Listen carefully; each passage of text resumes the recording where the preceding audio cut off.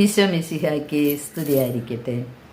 പ്രിയ സഹോദരങ്ങളെ, ഞാനിന്ന് നിങ്ങളുടെ മുമ്പിൽ പങ്കുവയ്ക്കുന്നത് ഞങ്ങളുടെ കൂട്ടായ്മയിൽ, ചൊവ്വാഴ്ച പ്രാർത്ഥന കൂട്ടായ്മയിൽ എനിക്കുണ്ടായ ഒരു അനുഭവമാണ് ഞാൻ നിങ്ങളോട് പറയാൻ പോകുന്നത്.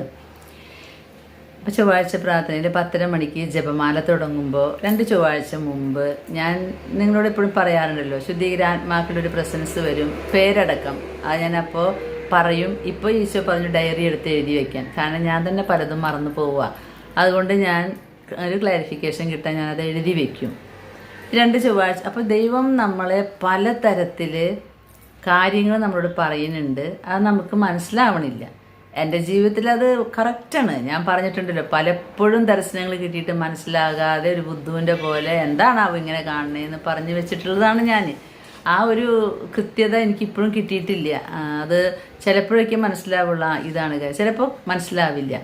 പക്ഷേ ഈശോ അതിൽ നിന്ന് ഞാൻ എന്ത് ചെയ്യണമെന്നുള്ളത് എന്നെ കൊണ്ട് ചെയ്യിച്ചിട്ടുണ്ടാകും. അത് പരിശുദ്ധാത്മാവിൻ്റെ പ്രവർത്തനമാണ്. ഞാൻ ഇന്ന് പറയാൻ പോകുന്നത് ഒരു വ്യത്യസ്തമായ ആദ്യമായിട്ടുണ്ടായ അനുഭവം. അതുകൊണ്ടാണ് ഞാൻ നിങ്ങളോട് പറയുന്നത്. കഴിഞ്ഞതിൻ്റെ മുമ്പത്തെ ചൊവ്വാഴ്ച, കഴിഞ്ഞതിൻ്റെ മുമ്പത്തെ എന്ന് പറയാൻ പറ്റില്ല, ഞാനിപ്പോൾ ഇതിൽ ഫെബ്രുവരി 25-ാം തീയതിയാണ് ഇത് റെക്കോർഡ് ചെയ്യുന്നത്. അതിനൊക്കെ 2 ദിവസം മുമ്പ്, വാർഷികം ആഘോഷിക്കുന്നതിനേക്കാൾ മുൻപുള്ള ചൊവ്വാഴ്ച പ്രാർത്ഥിച്ചുകൊണ്ടിരിക്കുമ്പോൾ, അങ്ങനെ ജപമാല സമർപ്പിക്കുന്നതിനൊക്കെ മുൻപ് ഞാനിങ്ങനെ സമർപ്പിക്കും, പ്രാർത്ഥിക്കും. അപ്പോൾ കണ്ണിൽ കുറേ കാര്യങ്ങൾ കാണും. അതൊക്കെ ഞാനിങ്ങനെ വിളിച്ചു പറയും, ഇതാ ഇങ്ങനെ കണ്ടു, അങ്ങനെ കണ്ടു എന്നൊക്കെ. അപ്പോൾ അന്ന് നമ്മൾ പ്രാർത്ഥിക്കുമ്പോൾ 3 മരണാസന്നർക്ക് വേണ്ടി പ്രാർത്ഥിക്കുന്നുണ്ടായിരുന്നു. 2 അമ്മമാർ മരിക്കാറായി നിൽക്കുന്നുണ്ടെന്ന് നമ്മൾ വിചാരിക്കുന്നതാണ്, കാരണം അവർക്ക് 57 വയസ്സ്. അവരുടെ ബന്ധുക്കൾ പറഞ്ഞു നല്ല മരണത്തിന് വേണ്ടി പ്രാർത്ഥിച്ചോളൂന്ന്. അത് നമ്മൾ പ്രാർത്ഥിക്കും. ലൗകികമായ വേറെ നിയോഗങ്ങളൊന്നും മധ്യസ്ഥം വയ്ക്കില്ല. നല്ല മരണത്തിന് വേണ്ടി പ്രാർത്ഥിക്കുക എന്ന് പറഞ്ഞു കഴിഞ്ഞാൽ അത് ആത്മാക്കളെ നേടലാണ്. കാരണം ആ ആത്മാവ് രക്ഷപ്പെടണം. അവസാന നിമിഷത്തിലെങ്കിലും ദൈവമേ എന്ന് വിളിക്കണം. അതിനാണ് നല്ല മരണാസനക്ക് വേണ്ടി പ്രാർത്ഥിക്കുന്നത്. അപ്പോൾ തന്നെ വാട്സപ്പിൽ കുറച്ച് 2 ദിവസമായിട്ട് ഒരു മെസ്സേജ് വന്നിരുന്നു. ഒരു പെൺകുട്ടി പറഞ്ഞു, എൻ്റെ അനിയത്തിയുടെ ഭർത്താവിന് ആക്സിഡൻ്റ് ആയിട്ട് വെന്റിലേഷനിലാണ് ചേച്ചി, ഒന്ന് പ്രാർത്ഥിക്കുക, കൊച്ചു കുട്ടികളാണെന്ന്. കേട്ടപ്പോൾ ഭയങ്കര സങ്കടമായി. ഞാനപ്പോൾ പ്രാർത്ഥിക്കാൻ തുടങ്ങി, ദൈവമേ കഴിയുമെങ്കിൽ ജീവൻ തിരിച്ചു കൊടുക്ക്. അപ്പോൾ ഈ ആത്മാവിന് വേണ്ടി ആ മനുഷ്യന് വേണ്ടി ഞാൻ പ്രാർത്ഥിക്കേണ്ട, മകന് വേണ്ടി. ഈ ചൊവ്വാഴ്ച പ്രാർത്ഥന തുടങ്ങിയപ്പോൾ ഞാനിങ്ങനെ കണ്ണടച്ച് പ്രാർത്ഥിച്ചു, ദൈവമേ 57 വയസ്സുള്ള ഇന്ന അമ്മ, ഇന്ന ഒരു പേര്, അത് പറഞ്ഞിട്ട് പറഞ്ഞു. പിന്നെ ഈ വാട്സപ്പിൽ വന്ന ആ വെന്റിലേഷനിൽ കിടക്കുന്ന ആ മകൻ, ദൈവമേ അവർക്ക് മരണാസന്നരാണെങ്കിൽ അങ്ങനെ, അതല്ലെങ്കിൽ കർത്താവെ നീ അവർക്ക് പറ്റുമെങ്കിൽ സൗഖ്യം കൊടുക്കണേന്ന്. അപ്പോൾ സൗഖ്യം കൊടുക്കണേന്ന് പറയുമ്പോഴും ഈ 57കാർക്ക് സൗഖ്യം കൊടുത്ത് അവരെ നിലനിർത്തണേന്ന് ഞാൻ എൻ്റെ ഉള്ളിൽ പ്രാർത്ഥിച്ചിട്ടില്ല. കാരണം എൻ്റെയും ബോധ്യം, എല്ലാവരുടെയും ബോധ്യം 57 വയസ്സായില്ലേ, പക്ഷെ അവരുടെ മക്കൾക്ക് അവർ വിലപ്പെട്ടതാ, അവർ ഇനി പിടിച്ചു നിർത്താനാണ് പ്രാർത്ഥിക്കുന്നത്. പക്ഷെ നമുക്ക് എന്താണാവുക, 57 വയസ്സുള്ള അമ്മച്ചിമാർക്ക് നല്ല മരണം കൊടുക്കണേ, അത് നമ്മൾ പ്രാർത്ഥിക്കുന്നത്. ഏതൊക്കെ പറയും 49കാരന് ജീവിതം കൊടുക്കണേന്ന്. പ്രിയ സഹോദരങ്ങളെ, ഞാനിങ്ങനെ പ്രാർത്ഥിച്ചുകൊണ്ടിരിക്കുമ്പോൾ ഞാൻ എൻ്റെ ഈശോയുടെ സ്വരം ഞാൻ കേൾക്കുന്ന രീതിയിൽ ഈശോ പറഞ്ഞു, ആ 2 അമ്മമാർക്കും സമയമായിട്ടില്ല. എന്നോട് പറയാണ്, ഇങ്ങനെ തന്നെ പറയുന്നത്, ആ 2 അമ്മമാർക്ക് സമയമായിട്ടില്ല, പക്ഷേ 3ാമത് പ്രാർത്ഥിച്ചവനെ ഞാൻ ഇന്ന് കൊണ്ടുപോകും എന്ന് പറഞ്ഞു. ഞാൻ അതും ഇവിടെ പ്രാർത്ഥനയിൽ വിളിച്ച് പറഞ്ഞു, 2 അമ്മമാർക്ക് സമയമായിട്ടില്ല എന്ന് പറഞ്ഞു, ഈ ആളെ കൊണ്ടുവന്ന് പറഞ്ഞു. കർത്താവേ, അങ്ങനെയാണെങ്കിൽ ആ ഭാര്യയ്ക്ക് സഹിക്കാനുള്ള ശക്തി കൊടുക്കണേ, നല്ല മരണം കൊടുക്കണേ എന്ന് ഞാൻ പ്രാർത്ഥിക്കാൻ തുടങ്ങി.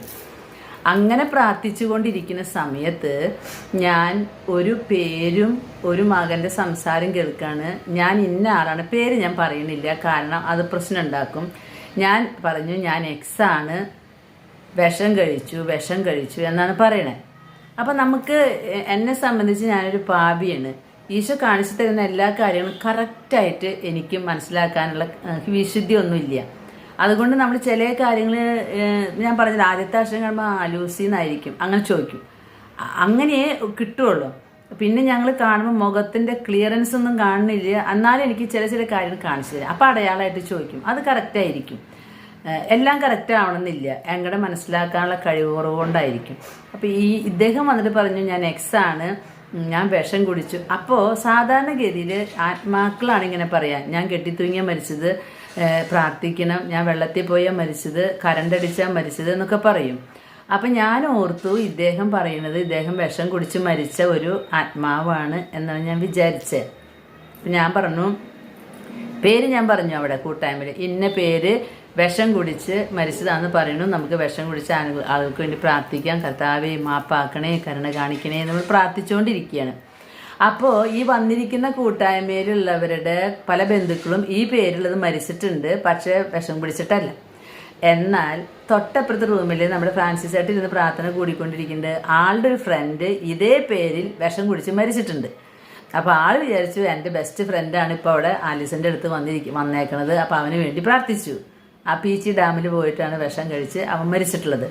അപ്പോൾ ആൾ അങ്ങനെ പ്രാർത്ഥിച്ചു. ഇവിടെയുള്ളവർ അവരുടെ പേരിലുള്ളവർ ഈ പേരിലുള്ളവർ മരിച്ചവരും പ്രാർത്ഥിച്ചു. പക്ഷെ അവർക്കൊരു സംശയം, ഞങ്ങളുടെ ആൾ വിഷം കുടിച്ചിട്ടല്ലല്ലോ മരിച്ചത്. ഈ സംശയങ്ങളൊക്കെ ഇവിടെ നിലനിൽക്കുന്നുണ്ട്. ഞാൻ പ്രാർത്ഥിച്ചുകൊണ്ടിരിക്കുന്നുണ്ട്.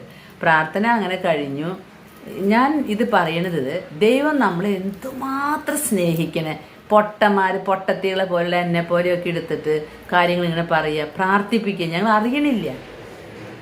നമ്മുടെ കർത്താവ് പിന്നാലെ നടന്ന് നമ്മളെ സ്നേഹിക്കുന്നവനാ പിതാവായ ദൈവം. ഒരു ആത്മാവ് പോലും നഷ്ടപ്പെടാൻ പിതാവ് ആഗ്രഹിക്കണില്ല. അതുകൊണ്ടല്ലേ ഇങ്ങനത്തെ വളഞ്ഞ വഴികൾ നോക്കണത്. ഉപമകളിലൂടെ സംസാരിക്കണം. നേരിട്ട് പറഞ്ഞാൽ മതി ഈശോയ്ക്ക്. പക്ഷെ നേരിട്ട് പറയാൻ ഈശോ വരാനുള്ള വിശുദ്ധി എനിക്ക് ഉണ്ടാവണ്ടേ.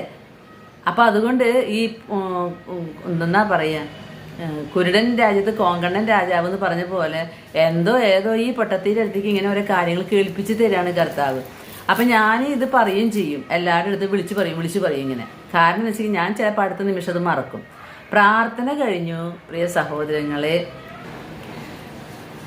ഞാൻ ഈ കാര്യങ്ങളൊക്കെ പങ്കുവയ്ക്കാനും പിന്നെ കാപ്പി കുടിക്കാനും അങ്ങനെയൊക്കെ ഇരിക്കുമ്പോൾ ഈ ആത്മാക്കളെ കണ്ട കാര്യമൊക്കെ പറയാം. അപ്പോൾ ഒരാൾ ഓടി വന്നിട്ട്, ചേച്ചി ആ പേരുള്ളത് എൻ്റെ ആങ്ങളയ്ക്കാണ്, പക്ഷെ എൻ്റെ ആങ്ങള മരിച്ചത് വിഷം കുടിച്ചിട്ടല്ലല്ലോ, അവനിങ്ങനെ മോളിൽ നിന്ന് കയറിയിട്ട് വീണിട്ടാണ് മരിച്ചത്. അപ്പം ഞാൻ അപ്പോൾ തങ്ങളുടെ ആങ്ങളെയല്ല, ഇത് എന്നോട് പറഞ്ഞത് വിഷം കുടിച്ചു എന്നല്ലേ, അപ്പം താങ്കൾ അങ്ങനെ പ്രാർത്ഥിക്കണ്ടെന്ന് പറഞ്ഞാൽ അത് വേറെ എന്തോ കാര്യത്തിനാണ്, നമുക്ക് മനസ്സിലായിട്ടില്ല. അപ്പോൾ ഫ്രാൻസിസ് ചേട്ടൻ വന്നിട്ട് പറഞ്ഞു, അല്ല നമ്മുടെ ഇന്ന ആൾ മരിച്ചത് വിഷം കുടിച്ചല്ലേ, ഇവൻ്റെ പേരല്ലേ പറഞ്ഞത്. അപ്പം ഞാൻ പറഞ്ഞു, അല്ല അവനെനിക്കറിയാവുന്നതല്ലേ, അവനെയല്ല കാണിച്ചു തന്നിട്ടുള്ളത്, അവനെ കാണിച്ചു തന്നിട്ടില്ല എന്ന് പറഞ്ഞു. അപ്പോൾ അതാവില്ല, എനിക്കറിയില്ല, പ്രാർത്ഥിച്ചോ അവന് വേണ്ടി, പക്ഷെ അവനല്ല ഇപ്പോൾ വന്നിട്ടുള്ളത് എന്നും. അങ്ങനെ എല്ലാവരും പിരിഞ്ഞു പോയി. അത് ഷ്രോവ് ട്യൂസ്ഡേയുടെ അന്നാണ് നമുക്ക് ഈ ഈശോ എനിക്കിങ്ങനെ ഇത് തന്നത് കേട്ടോ. ഷ്രോവ് ട്യൂസ്ഡേയുടെ തിരുനാൾ ആഘോഷിക്കുന്ന അന്ന്. അങ്ങനെ രാത്രിയായിപ്പോൾ ഞാൻ മെസ്സേജ് കണ്ടു, ആ പ്രാർത്ഥിച്ച ആക്സിഡൻറ്റ് പറ്റിയ മകൻ മരിച്ചു. അവരുടെ ചേട്ടത്തി വിളിച്ചു, ചേച്ചി എൻ്റെ അനിയൻ പോയിട്ടോ എന്ന് പറഞ്ഞു. ഞാൻ പറഞ്ഞു, മോളെ ഇങ്ങനൊരു സന്ദേശം കിട്ടിയിട്ടുണ്ടായിരുന്നു, എന്ത് ചെയ്യാം, മരണത്തിന് നമുക്ക് പിടിച്ചു നിർത്താൻ പറ്റില്ല, ഞാൻ ഭാര്യയ്ക്ക് ശക്തി കിട്ടാൻ വേണ്ടി പ്രാർത്ഥിച്ചിട്ടുണ്ട് കേട്ടോ എന്ന് പറഞ്ഞു. അങ്ങനെ ആത്മാവിന് വേണ്ടി പ്രാർത്ഥിച്ചു. അത് കഴിഞ്ഞൊരു 11:30-12 മണിയായപ്പോൾ എനിക്ക് മറ്റൊരു ഫോൺ വന്നു. എന്നെ അറിയുന്ന ആളാണ്, എൻ്റെ ബെസ്റ്റ് ഫ്രണ്ടാണ്. ആൾ വിളിച്ചിട്ട് പറഞ്ഞു, ചേച്ചി വലിയൊരു പ്രവചനമാണെന്നല്ലോ ഇന്നുണ്ടായിരുന്നു. ഞാൻ എന്തേന്ന് വെച്ചു. ആ ചേച്ചി പറഞ്ഞില്ലേ ഒരു എക്സ് വിഷം കുടിച്ച് മരിച്ചതാന്ന്, അതും വിഷം കുടിച്ച് മരിച്ചതല്ല ചേച്ചി. ഞാൻ പിന്നെ നിനക്കെങ്ങനെ വെളിപാട് കിട്ടിയപ്പോഴാ, എൻ്റെ ആങ്ങള ഇതാ എനിക്കിപ്പോൾ ഫോൺ വന്നു, വിഷം കുടിച്ച് ആശുപത്രിയിലാണ്, ആളുടെ പേരാണ് ഈ എക്സ്. അപ്പോൾ ഈ കുട്ടി അപ്പോൾ പ്രാർത്ഥനയിൽ വന്നിട്ടുണ്ട്. പക്ഷെ അവൾക്കറിയില്ല ഇങ്ങനെ സംഭവം ഉണ്ടാവേണ്ടെന്ന്. നമുക്ക് ആ പറഞ്ഞ സമയത്ത് അവിടെ ആ മനുഷ്യൻ വിഷം കടിച്ചിട്ടുണ്ട്. അപ്പോൾ ഈശോ ആഗ്രഹിക്കുകയാണ്, എവിടെയാണോ കൂട്ടായ്മ പ്രാർത്ഥനകളുള്ളത്, കൂട്ടപ്രാർത്ഥനയ്ക്കൊരു ശക്തിയുണ്ട്. അതിൽ എനിക്ക് ഗുണമില്ലെങ്കിലും ഗുണമുള്ള പല അമ്മമാരും ഇവിടെ വന്നിരിക്കുന്നുണ്ടാകും.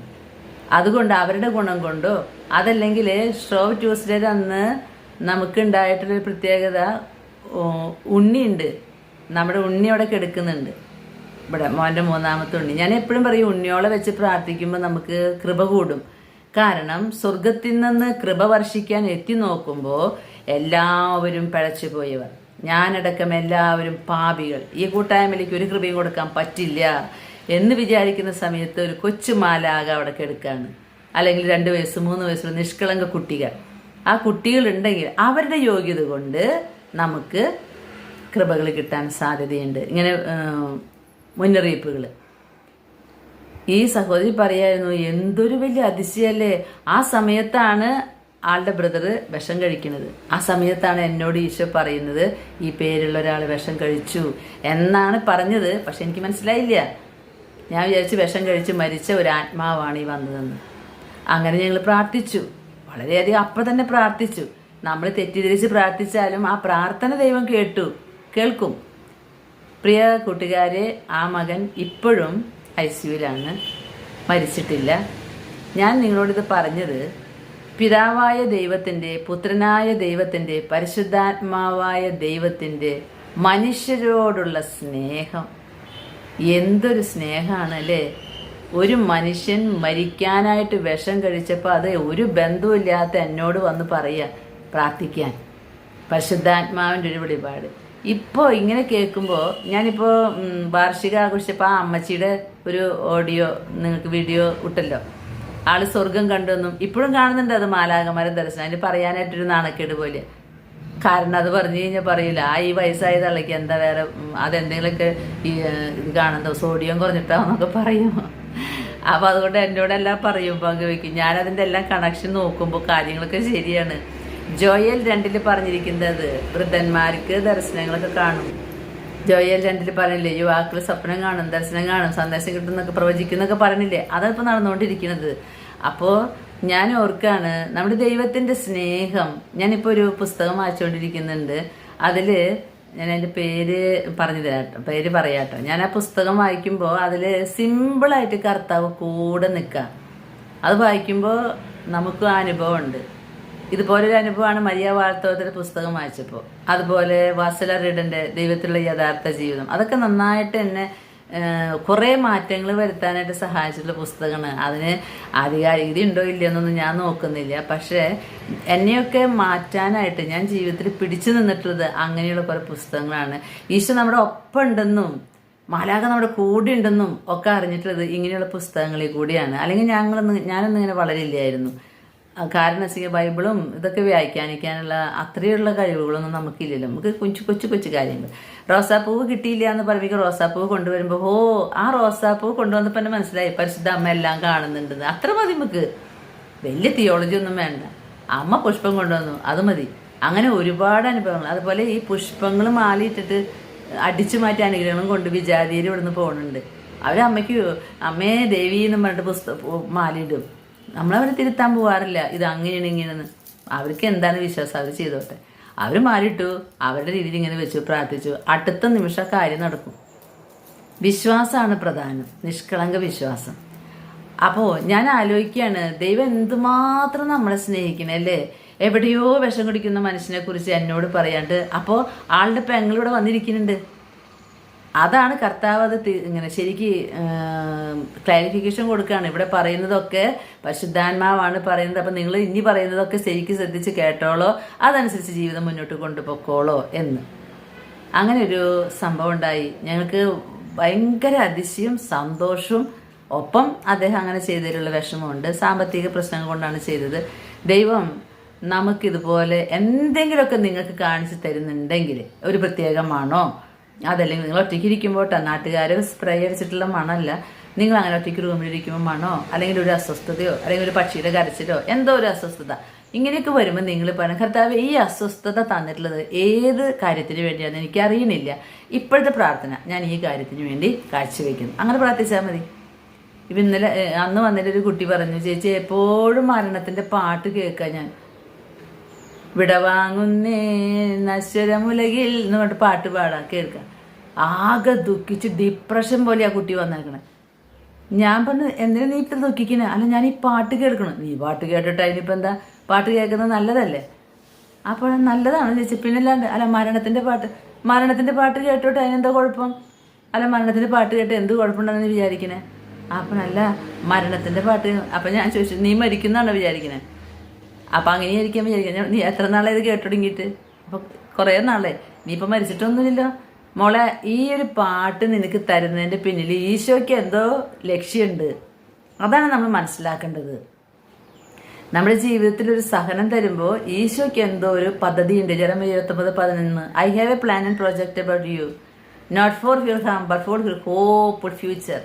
നിനക്ക് എന്തെങ്കിലും നിന്റെ ജീവിതത്തിൽ ഈശോ തരുന്നെങ്കിൽ അതിൻ്റെ പിന്നിൽ ആദ്യം മോശമാണെങ്കിലും അപകടമാണെങ്കിലും അതിൻ്റെ പിന്നിലൊരു പദ്ധതിയുണ്ട്. അങ്ങനെ വെച്ച് പ്രാർത്ഥിച്ചു നോക്കിയെന്ന് ആള് ഹാപ്പി ആയിട്ടുണ്ട്. ഞാൻ പറഞ്ഞ അങ്ങനെ ഒരു പാട്ട് കേൾക്കാനാണ് ഞാൻ കൊതിക്കുന്നത്. നല്ല കാര്യമില്ലേ? വിടവാങ്ങുന്നേ നശ്വരമുലകിൽ വിടുതി എനിക്കായേകിയ വസതി. നല്ല രസമല്ലേ അത്?